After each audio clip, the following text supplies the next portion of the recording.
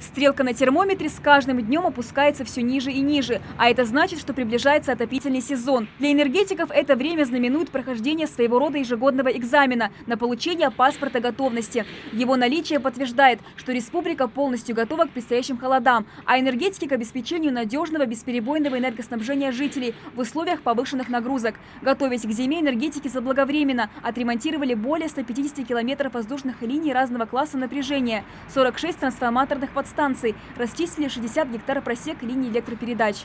Основные моменты – это у нас узловая подстанция Плиева 110-35 на 6 киловольт, который является распределителем на территории Республики Ингушетия. На данной подстанции проведена ревизия и ремонт всех выключателей 110 киловольт, всех разъединителей.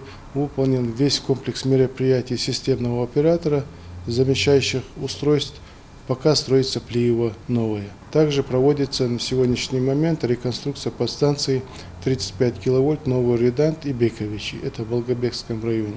Оценивает готовность региона к осенне-зимнему периоду специальная комиссия, в составе которой представители регионального управления Ростехнадзора и МЧС. Уже 10 лет подряд МРСК Ингушетии успешно проходит итоговую проверку. Этот год не стал исключением. Мы постараемся оправдать доверие.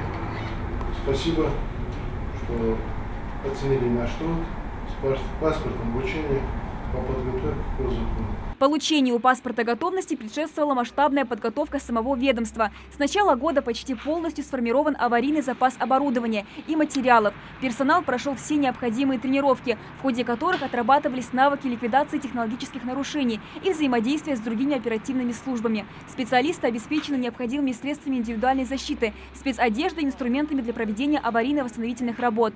Сегодня я выдал паспорт. В 10-й раз я уже электросетевому комплексу Ингушской республики выдаю паспорт. И 10-й год этот комплекс электросетевой не подводит.